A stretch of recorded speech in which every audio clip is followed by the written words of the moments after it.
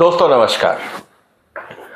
अचानक आपको पता लगे कि आपके ऑफिस सिस्टम में या लैपटॉप में आज विंडोज काम नहीं कर रहा है। आप जितने सॉफ्टवेयर अभी तक इस्तेमाल कर रहे थे, अचानक वो सब काम करना बंद कर रहे हैं, या जो एप्स आप इस्तेमाल कर रहे हैं अब वो यूज नहीं हो पा रहे हैं। ऐसी स्थिति में आप क्या करेंगे? दोस्तों, इस समय पूरी दुनिया में एक बड़ा सीरियस डेवलपमेंट हो रहा है जिसके बारे में हमें सोचना होगा, और खासकर भारत को चिंता करना ज्यादा जरूरी है। स्थिति क्या है, क्यों मैं ये बात उठा रहा हूं? इस बात को आप समझिए कि 2027 में एक इतना बड़ा डेवलपमेंट होने वाला है जो चाइना की सरकार ने अपनी पॉलिसी में भी लिख दिया है। अगर भारत ने उसके ऊपर चिंता नहीं करी तो आने वाले समय में हमारे लिए मुश्किलें और बढ़ जाएंगी। इसीलिए आज जो मैं आपसे कह रहा हूं कि 2027 में जो चीन का डिजिटल जाल फैलेगा, क्या भारत उससे बच पाएगा? ये आज एक सबसे बड़ा सवाल है। ये गंभीर मुद्दा है, इसीलिए इस वीडियो को अंत तक देखिएगा। आप किसी ऑफिस में हैं, आप किसी बिजनेस में हैं, आप सरकारी नौकरी में हैं, आप डिफेंस फोर्सेस में हैं, आप व्यापार करते हैं, आप बैंकिंग सिस्टम में हैं, या आप घर में कंप्यूटर ऑपरेट करते हैं, आपके पास पर्सनल लैपटॉप है, हर चीज पे इसका असर पड़ने वाला है। इसीलिए इस वीडियो को अंत तक देखिएगा, इस वीडियो को शेयर करिएगा, इस चैनल को सब्सक्राइब कर लीजिए अगर अभी तक नहीं किया है। और एक निवेदन और, बहुत अच्छा फीडबैक आप लोगों से आता है, लेकिन जब सब्सक्रिप्शन की बात आती है या वीडियो को शेयर करने की बात आती है तब लगता है कि शायद कहीं ना कहीं आप उसमें कंजूसी दिखाते हैं। तो कम से कम वीडियो शेयर करिए और चैनल को सब्सक्राइब करिए ताकि पता रहे कि ये एरिया आपके इंटरेस्ट का है या नहीं। दोस्तों, आज जो मैं आपके सामने बात कर रहा हूं वो है, इसको ध्यान से देखिएगा, directive 79 versus make in India. अब ये डायरेक्टिव 79 क्या है, इस शब्द को बड़ा ध्यान से देखिएगा। आने वाले दिनों में अगर आप चाहें तो इस पे इंटरनेट पे जाके और डिटेल में पढ़िएगा। ये डायरेक्टिव 79 भारत के साथ साथ पूरी दुनिया का जो आईटी सिस्टम है उस पे असर डालने वाला है, इसीलिए मैं इस बात को कह रहा हूं। चाइना के अंदर जो पॉलिसी इकोसिस्टम है उसमें कम्युनिस्ट पार्टी ने बहुत सारी बात कह दी है कि जितने भी हमारे स्टेट एजेंसीज और क्रिटिकल सेक्टर हैं, स्टेट एजेंसीज मीन सारे सरकारी डिपार्टमेंट्स, चाहे वो कंपनीज हैं, चाहे वो सरकारी डिपार्टमेंट है, डिफेंस है, जो भी है, सरकार से संबंधित जितने डिपार्टमेंट है वो, और जितने क्रिटिकल सेक्टर्स हैं। अब क्रिटिकल सेक्टर्स कौन सा नहीं है? हकीकत तो यह है कि हर सेक्टर क्रिटिकल है। Power sector, petroleum sector, medical sector, defence sector, railways, power plants, hydro power plants, mining area, corporates, हर चीज, बैंकिंग सिस्टम, इंश्योरेंस, सारे क्रिटिकल है। तो कहने का मतलब यह है कि सारी स्टेट एजेंसीज और सारे क्रिटिकल सेक्टर जो हैं वो अब विदेशी हार्डवेयर और सॉफ्टवेयर का इस्तेमाल नहीं करेंगे। अब आप कहेंगे तो फिर क्या होगा? इसीलिए आप देखें, पिछले 2 साल के अंदर जितनी भी चाइनीज प्रोडक्ट डेवलपमेंट हो रहा है उन सब में चाइनीज चिप लग रहे हैं। चाइना ने अपना ऑपरेटिंग सिस्टम बनाया है और उससे संबंधित जितने भी एप्स या सॉफ्टवेयर चाहिए, ऑफिस सूट चाहिए, वो सब अब चाइनीज है। हम चाइना को कभी आईटी सुपर पावर नहीं मानते थे। हम तो कहते थे ना, भारत आईटी सुपर पावर है। ये सुपर पावर गया कहां? हम सिर्फ लेबर सप्लाई करते रहे और चाइना हमसे आगे निकल गया। और आज चुनौती उसने अमेरिका को दे दी, जहां जाके हम अपनी लेबर सर्विस देते थे, कि अब चाइनीज हार्डवेयर और सॉफ्टवेयर भी हम इस्तेमाल नहीं करें। तो सुपर पावर कौन हुआ? सिर्फ सॉफ्टवेयर की लेबर सप्लाई करने वाला या एक्चुअली हार्डवेयर या सॉफ्टवेयर बनाने वाला? ये आपको भी सोचना होगा। सबसे इंपॉर्टेंट बात यह है कि आज की तारीख में think of it as a China's broader technology self reliant doctrine, secure and controlled system. China क्या चाहता है? चाइना यह चाहता है कि हमारे यहाँ पे जो भी हार्डवेयर सॉफ्टवेयर बने उसका पूरा कंट्रोल चाइना के पास है। हमें प्रेसिडेंट ट्रंप जैसे नेताओं की दखलंदाजी बर्दाश्त ही नहीं। इसीलिए चाइना ने पूरी पॉलिसी बना दी कि हमें अमेरिका पे डिपेंडेंसी चाहिए ही नहीं। मैं थोड़े समय पहले अभी रशिया गया था। जितने सॉफ्टवेयर मैं यहां इस्तेमाल करता हूं हिंदुस्तान में, कोई भी ऑपरेट नहीं कर रहा था। ना वहां पे फेसबुक चल रहा था, ना पे कैनवा चल रहा था, ना वहां कोई और सिस्टम काम कर रहा था। वहां पे जो सिस्टम आपके लैपटॉप के अंदर लोडेड है और इंटरनेट कनेक्टेड नहीं है, बस वही चले। अगर मैंने कोई भी सिस्टम क्लाउड पे भी एक्सेस करने की कोशिश करी और रशिया से, वो नहीं हुआ। यही हाल चाइना का है। जब आप चाइना जाते हैं तो वहां गूगल नहीं चलता है, फेसबुक नहीं चलता है, माइक्रोसॉफ्ट सिस्टम्स नहीं चलते। इसका मतलब आज चाइना, रशिया, यहां तक कि ईरान ने अपने आईटी सिस्टम्स बना लिए हैं, वो अमेरिका पे निर्भर नहीं है। भारत की क्या स्थिति है दोस्तों? हम तो अपने आप को आईटी सुपर पावर कहते थे। हम कहां पहुंचे? क्यों हमें इस पे सीरियसली चिंता करनी पड़ेगी कि भारत में हम एक ईमेल सिस्टम तक नहीं बना पाए? हम इतने सालों से पूरी दुनिया को कह रहे हैं कि साहब हम आईटी सुपर पावर हैं, हम अपना आज तक एक ऑफिस सिस्टम नहीं बना पाए। आज भी हमें सारे विदेशी इंपोर्टेड सिस्टम यूज करने पड़ रहे हैं। तो ये, अगर हम इतनी बड़ी सुपर पावर थे तो आत्मनिर्भर क्यों नहीं हो पाए? ये सोचने की बात है। इसीलिए मैं इस बात को कह रहा हूं कि इस डायरेक्टिव 79 को ध्यान से पढ़िए। हो क्या रहा है? It is a forced technological substitution, replace foreign chips, servers, operating system, database and networking gear, everything will be Chinese. कोई विदेशी सिस्टम चाइना में एक्सेप्टेबल नहीं होगा। Prioritize Chinese company like Huawei, SMIC, Kylin operating system. ये Kylin operating system जो है, ये China की सरकार ने बनाया है। भारत सरकार के पास इतना बड़ा आईटी मंत्रालय है, हम आज तक अपना एक ऑपरेटिंग सिस्टम नहीं बना सके। आज तक हम भारत की जनता के लिए अपना एक ईमेल सिस्टम नहीं बना सके। हम सोशल मीडिया प्लेटफॉर्म नहीं बना सके, और बनाए तो आधे अधूरे मन से, जिसको जनता ने एक्सेप्ट ही नहीं किया। ये एक चिंता की बात है। Secure supply chains, reduce exposure to sanctions like imposed by US on Huawei. अब ट्रंप साहब का तो पता नहीं कल किसके ऊपर क्या फरमान जारी कर दें, तो बेहतर है कि हमें ट्रंप साहब के दायरे में रहना ही नहीं। ये है चाइना की नीति। Ensure full stack control, chips, operating system, cloud, data, सब कुछ चाइना में होगा। हमने अभी कहा है कि साहब हम डेटा इंडिया में रखेंगे, और ट्रंप साहब कहते हैं आप ये कंट्रोल नहीं लगा सकते। क्लाउड, जितना भी इन्वेस्टमेंट आ रहा है, विदेशी आ रहा है, वो भारत सरकार की बात मानेंगे या नहीं मानेंगे, आप खुद समझ सकते हैं। ऑपरेटिंग सिस्टम हमने बनाया नहीं, चिप हमने बनाया नहीं।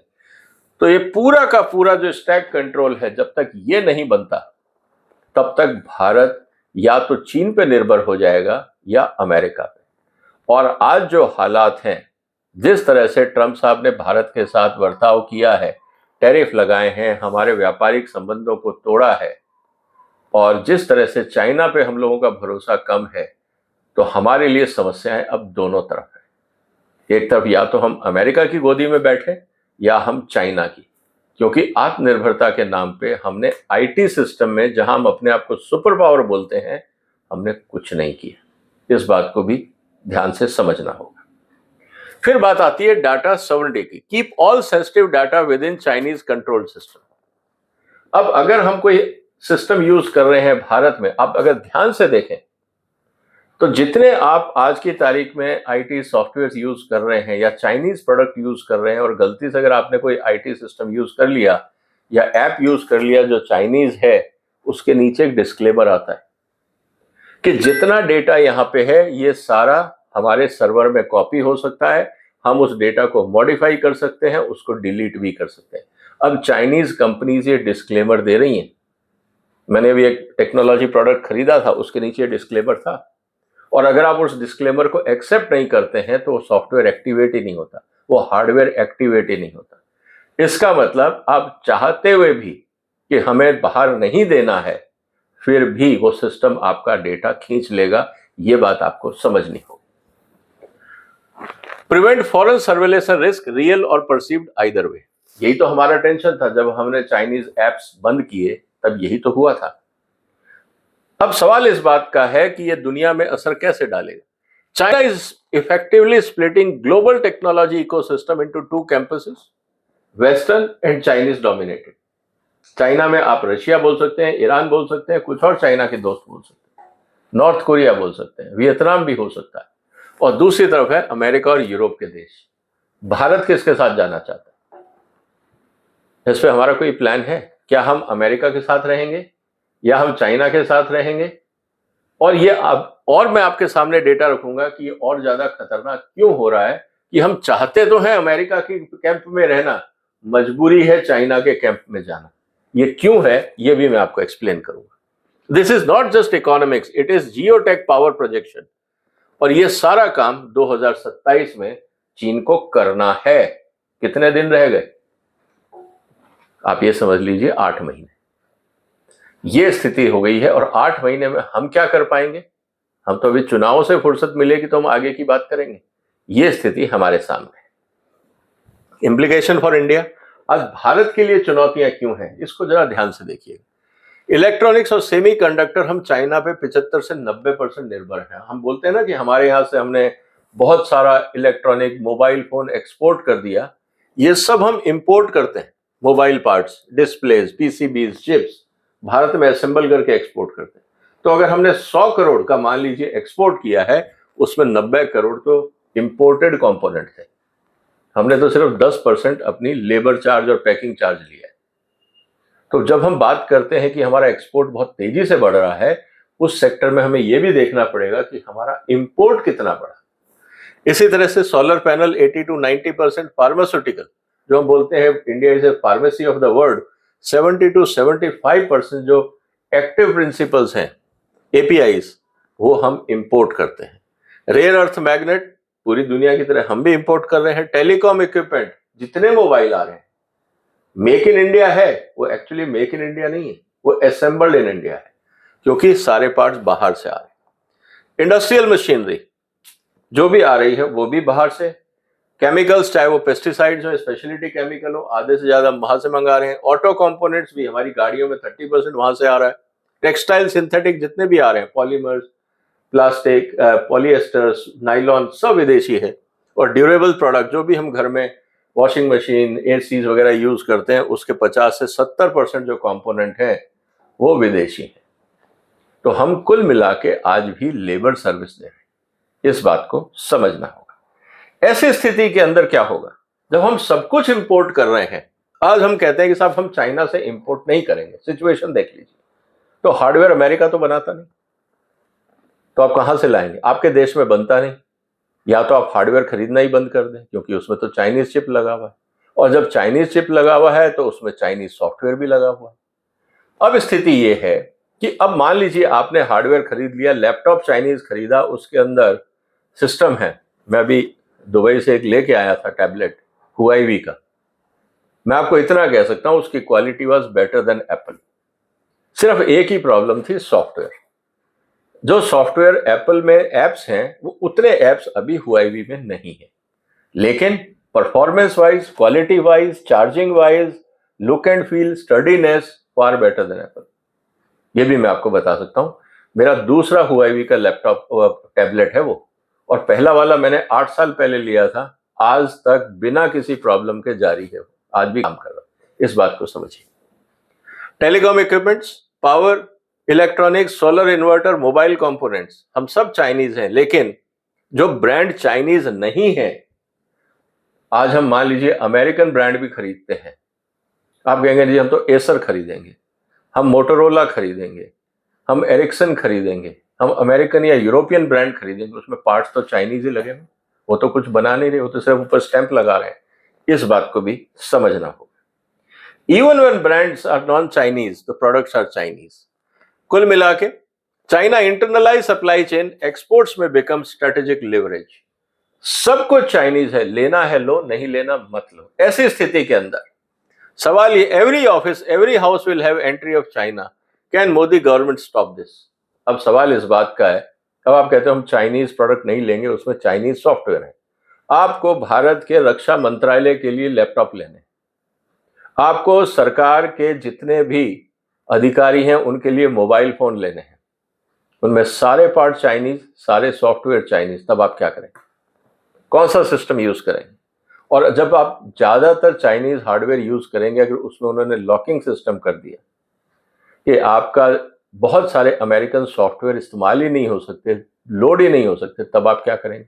हार्डवेयर आपके पास है नहीं, अमेरिका हार्डवेयर बनाता नहीं, आपकी मजबूरी हो गई हार्डवेयर और सॉफ्टवेयर दोनों चाइनीज इस्तेमाल करना। और चाइना ने साफ कह दिया है to have control on all this system. इसका मतलब नहीं चाहते हुए भी भारत को चाइना के दबाव में काम करना पड़ेगा। Cyber security embedded risk, Chinese origin hardware and software में include firmware level dependency, closed source component, updated pathway controlled externally. अब जितने भी आप अपडेट्स ले रहे हैं, आपको नहीं पता, जब भी आपने सिस्टम में लॉगिन किया इंटरनेट पे, उसने कहा अपडेट अवेलेबल और आपने अपडेट पे क्लिक किया, तो चाइनीज सिस्टम के अंदर जो भी उनको इंफॉर्मेशन आप में से एक्सट्रैक्ट करनी है वो कर लेंगे। This becomes critical in sectors like power, telecom, surveillance, office communications, business transactions, banking, etc. etc. कहने का मतलब ये है, हर जानकारी अब आप आसानी से चाइना को दे देंगे, उनको सर्वेलेंस करने की ज्यादा जरूरत नहीं है। लेकिन हमने क्या किया, 5G के अंदर हमने कुछ चाइनीज कंपनीज को रिस्ट्रिक्ट कर दिया। ये हुआईवी का सिस्टम और ZTE को हमने 5G रोल आउट में नहीं लिया, क्योंकि उससे पता लगेगा सारा सिस्टम चला है, मान लीजिए। लेकिन इसके साथ जो अब लैपटॉप कनेक्ट होंगे इस 5G सिस्टम में, या मोबाइल फोन कनेक्ट होंगे, वो तो चाइनीज है। इंटरनेट ही तो आपने सोर्स बदल दिया, लेकिन सर्वर तो उन्हीं के ऑपरेट हो रहे हैं। इस बात को भी समझना होगा। इसीलिए मैं कह रहा हूं, what about PCs, laptop, mobile, CCTV camera, cars, white goods etcetera, जिन सब में चिप लगी हुई है और किसी ना किसी तरह का सॉफ्टवेयर है, इसको समझना होगा। तो सवाल आज किस बात का है दोस्तों? If China builds a self-contained digital ecosystem and India continues to rely on, हमारी प्रॉब्लम क्या है? या तो हम गूगल, माइक्रोसॉफ्ट के भरोसे हैं और चाइनीज हार्डवेयर के भरोसे, और हम क्या बन रहे हैं? या तो हम चाइना की कॉलोनी बन रहे हैं या हम अमेरिका के सॉफ्टवेयर की कॉलोनी बन रहे हैं। इसीलिए ट्रम्प साहब धमकाते हैं कि खबरदार, आपने हमारी कंपनियों के सॉफ्टवेयर पे या फेसबुक वगैरह जैसी कंपनी पे, जो भारत में अरबों रुपए कमाती हैं, लेकिन आप उन पर टैक्स नहीं लगा सकते। ये ट्रम्प साहब की धमकी है। और मान लीजिए अगर हमने टैक्स लगाया और ट्रम्प साहब ने कल को बोल दिया माइक्रोसॉफ्ट को कि आप स्विच ऑफ कर दीजिए, इंडिया में ट्रांसमिशन नहीं जाएगा, जैसा उन्होंने भारत की एक पेट्रोकेमिकल कंपनीज के साथ किया था। ये कर चुका है माइक्रोसॉफ्ट, और भारत सरकार की तरफ से उस पर कड़ा विरोध था। लेकिन सवाल अब इस बात का है कि कल को अगर पूरे देश का इकोसिस्टम प्रेसिडेंट ट्रम्प का अगर दिमाग घूम जाए, उनका ठीक है 7 दिन के लिए बंद, तो जो आज समस्या ईरान में होर्मुज को ब्लॉक करके हो रही है, उससे बड़ी समस्या घर बैठे बगैर कहीं गए खड़ी हो जाएगी। इस बात को समझना होगा। Supply chain weaponization, in a conflict और tension scenario China can restrict exports of critical components. आपके जितने भी, जैसा मैंने आपको बताया, ज्यादातर हमारी क्रिटिकल जो कंपनियां हैं, जो ऑर्गेनाइजेशन या एक्टिविटीज हैं, वो चाइनीज डिपेंडेंट है। मैंने एक पहले भी वीडियो बनाया था, हु कंट्रोल्स इंडियाज एक्सपोर्ट्स, उसको भी आप देखिएगा मेरे चैनल पे।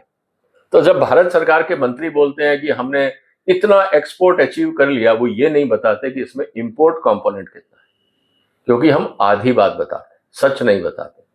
तो मेक इन इंडिया के नाम पे जो हम एक्सपोर्ट कर रहे हैं, उसमें 70% से 80% चाइनीज प्रोडक्ट। इस बात को हम भूल जाते हैं। और कल को अगर ट्रंप ने कह दिया कि हम आपको फार्मास्यूटिकल इंग्रेडिएंट्स नहीं दे रहे, तब आप कहां जाएंगे? प्रेसिडेंट ट्रंप को झुकना पड़ा चाइना के आगे, जब उन्होंने कहा ठीक है, हम आपको मैग्नेट्स नहीं देते, हम आपको बाकी स्पेशलिटी केमिकल नहीं देते हैं, आपको टैरिफ लगाना आप लगा लीजिए। ट्रंप साहब को घुटनों पे बैठ के माफी मांगनी पड़ी कि हम आपका टैरिफ हटाते हैं, आप सप्लाई जारी रखिए। जब अमेरिका कुछ नहीं कर पाया तो भारत क्या करेगा?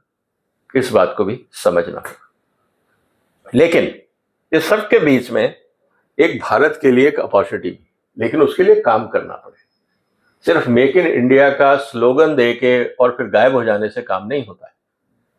हम लोगों ने मेक इन इंडिया में किस किस सेक्टर में क्या क्या सुधार किया, कहां तक पहुंचे, इसका कोई एनुअल रिपोर्ट है make in India department wise, sector wise?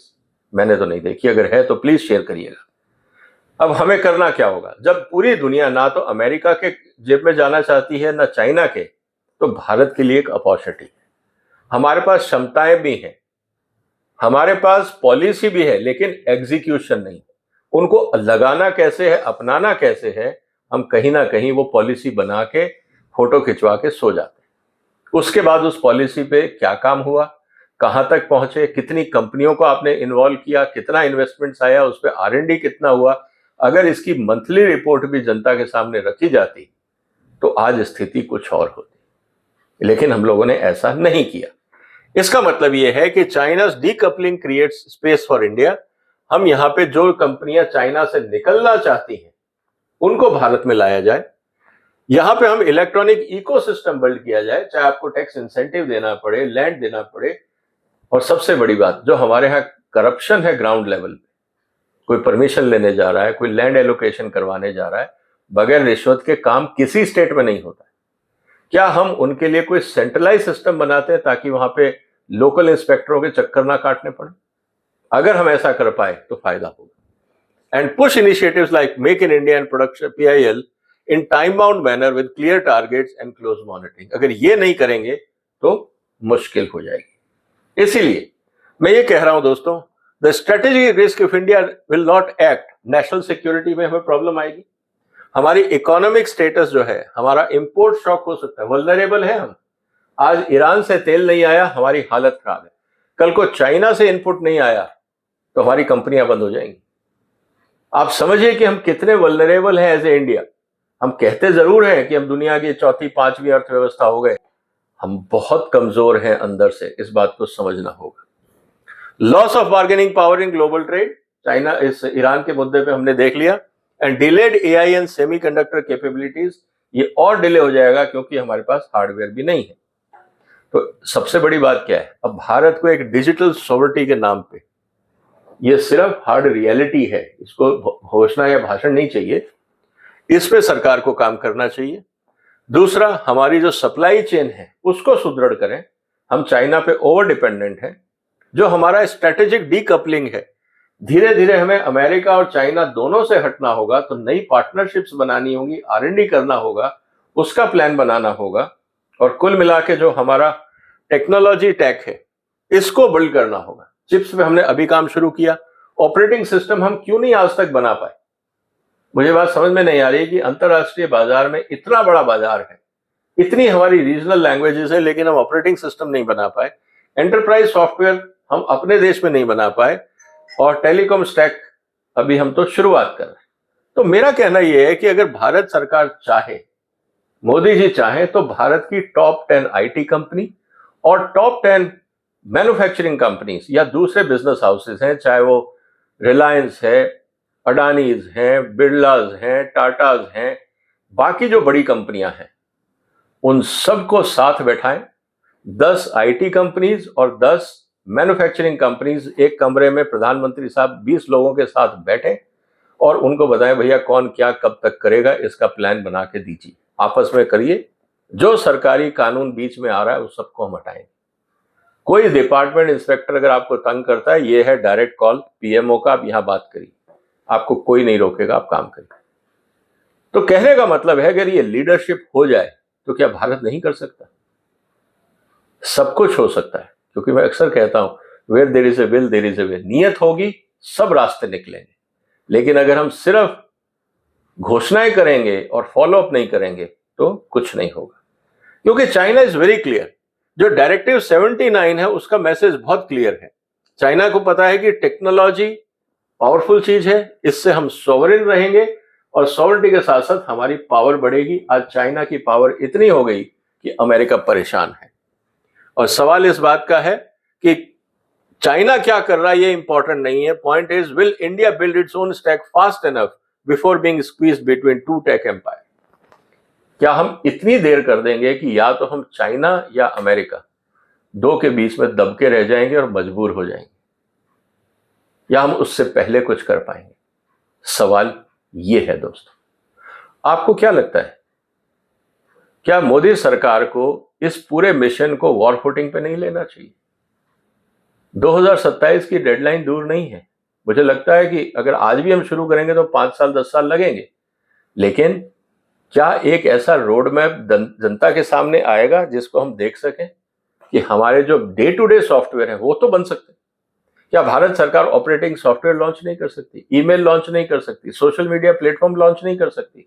हमने UPI बनाया, काम कर रहा है। हमने आधार कार्ड सिस्टम बनाया, काम कर रहा है। तो जब हमने सिस्टम बनाए हैं, जो अच्छे बने हैं वो जनता ने एक्सेप्ट किए हैं, लेकिन जो सिस्टम आधे अधूरे डिफेक्टिव बने हैं, जनता उसको क्यों एक्सेप्ट करेगी? तो सवाल इस बात का है कि हमें अब बहुत सीरियसली सोचना होगा, नहीं तो हर घर में, हर डिपार्टमेंट में चाइनीज एजेंसीज के प्रोडक्ट्स आपके पास रहेंगे, आप चाह के भी नहीं हटा सकते।